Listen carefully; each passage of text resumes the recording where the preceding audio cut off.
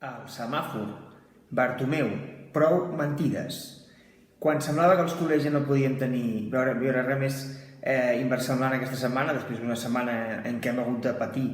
veure com Leo Messi es posava una samarreta diferent al Barça, un cas, el de Leo Messi, al que dedicarem un vídeo ben aviat, perquè aquesta setmana no hem tingut ni les ganes ni les forces per poder dedicar el vídeo que es requereix a l'adéu d'un futbolista com Leo Messi. Però quan avui semblava que ja no ens en podíem emportar cap més sorpresa en la setmana, ha aparegut una sorpresa més, i ha estat una carta de l'expresident Bartomeu dirigida a l'actual president Joan Laporta. Una carta plena de mentides, mentides com les que va dur a terme mentre ell va estar a la presidència, i avui les volem detallar en un vídeo on explicarem punt per punt dels que explica Bartomeu quines són les mentides que hi ha en cada un dels punts.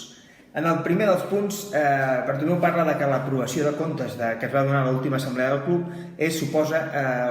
validar tot el mandat del club, i parla de les pèrdues que va deixar l'últim mandat de Joan Laporta, les pèrdues que va imputar quan va entrar la nova Junta de Centre a la Junta Joan Laporta, i parla d'un suposat perquè al final el jutge va dictaminar que el pas de Joan Laporta, l'anterior pas de Joan Laporta pel club, havia deixat beneficis i no les pèrdues que estava dient la Junta nova. Tot i que hi ha un jutge que ho va certificar, Bartomeu segueix parlant de les pèrdues i de la situació complicada que va deixar el club Joan Laporta en l'anterior etapa catalana del club. El segon punt, Bartomeu parla del Procicat, parla que el Procicat va obligar-los a deixar el club i per tant que es convoquessin les eleccions, i s'oblida que el problema no és que el Procicat els deixés fer o no un vot de censura, el problema era que més de 20.000 socis havien decidit que volien fer un vot de censura a la seva junta, i això Bartomeu a la seva carta ho obvia. Tercer punt, parla de no prendre decisions, que el club no ha pres decisions en aquestes últimes setmanes per evitar les pèrdues d'aquesta temporada, i que ells sí ho haguessin fet si haguessin estat seguit al capdavant del club com ells volien fins al 30 de juny d'aquest any. Això és una altra de les coses que ens explica Bartomeu i que no és certa, perquè al final, si veiem l'historial de decisions que va prendre la seva Junta els darrers anys, no sembla que la millor opció fos que la seva Junta seguís prenent decisions en aquesta temporada per acabar-la, perquè no sabem quin hauria pogut ser el resultat si la seva Junta hagués seguit prenent decisions. Un quart punt del que parla Bartomeu és la reducció que segons ell va aconseguir per part dels futbolistes a fons perdut del 12% dels sous d'aquesta temporada anterior, de la temporada anterior, i parla que aquesta temporada s'hagués hagut d'aconseguir un 20% més de reducció pel tema del Covid. Aquí, com diem, una altra vegada, una altra mentida, perquè al final els futbolistes del Barça no hi va haver-hi una reducció salarial, sinó que hi va haver-hi un diferiment. Hi va haver futbolistes que van firmar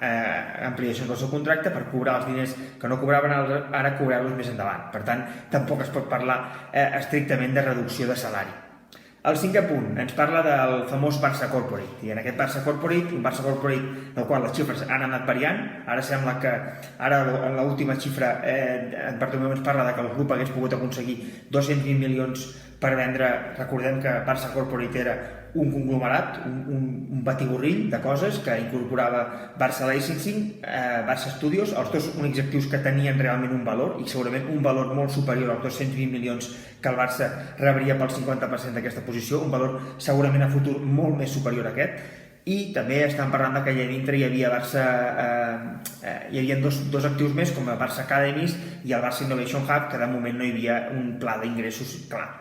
I també en aquest punt parla Bartomeu d'un acord de CVC, que seria un acord en termes similars al que estem parlant de Barça Corporate, un acord que seria pa per avui i molta fam per demà, perquè al final estem parlant que l'acord amb CVC parlava que el Barça podria cobrar 270 milions, però a canvi d'hipotecar els seus drets, el 10% dels seus drets de televisió durant 40 anys. Per tant, això ens sembla que donat el que pot arribar a canviar el mercat de televisiu, i el que està canviant ja el mercat televisiu, ho veiem en totes les plataformes que s'han anat creant de streaming, de Disney+, de Netflix, totes les plataformes que s'han anat creant i que s'estan creant constantment, aquests drets televisius del Barça poden valdre molt més que aquests diners que estava negociant i que TVC ha negociat amb els clubs de la Lliga Espanyola. El sisè punt, Bartomeu va més enllà en la seva carta i parla que critica perquè el Barça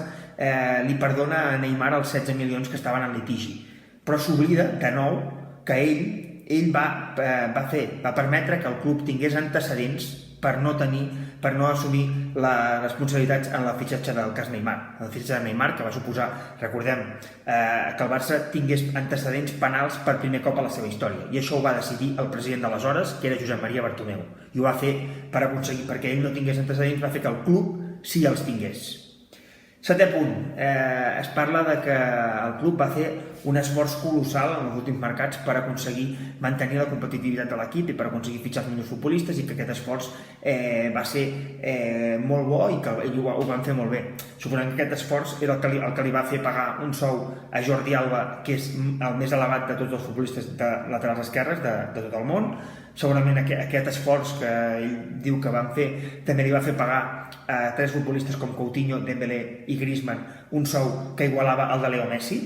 un sou, per tant, una massa salarial que estratosfèrica, perquè al final es podia permetre un futbolista com Leo Messi, però no es podia permetre com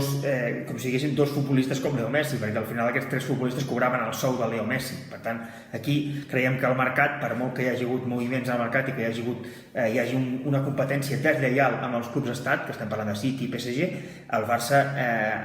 no ha fet de la feina, ha posat sous fora de mercat, totalment fora de mercat, i aquesta situació ens ha portat al que estem vivint ara a Can Barça. També el 8è punt, és l'únic punt que segurament en el que Bartomeu diu més veritats, perquè parla de que el club ja ha aconseguit l'aprovació de tots els temes del camp per fer el nou estadi. Per tant, això segurament seria la veritat, més veritat de tots els punts que hi ha a la carta de Bartomeu.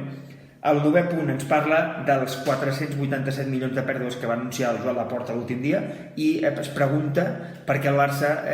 amb una caiguda d'ingressos dels 375 milions, quina és la diferència aquesta. Ens sembla bastant irònic que una persona com Josep Maria Bartomeu, que és un dels grans causants, ell i els membres de la seva junta que prenien les decisions que ens han portat en aquesta situació. Evidentment, parlarem més endavant en el següent vídeo de per què no s'ha inscrit Messi.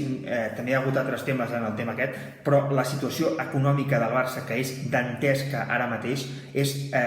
una responsabilitat de que aquesta junta va prendre les decisions que no tocava en el passat. I per últim, ja aquest era el 9è punt de Josep Maria Bartomeu. Aquí també volem parlar d'un punt, volem acabar el vídeo parlant de que no ens agraden les guerres, i a Can Barça estem els últims anys massa acostumats a les guerres entre les famílies barcelonistes. Tots sabem, quan parlem de famílies barcelonistes, de què estem parlant. Ho hem viscut, ho vam viure el 2010, ho hem viscut a les últimes eleccions. Per tant,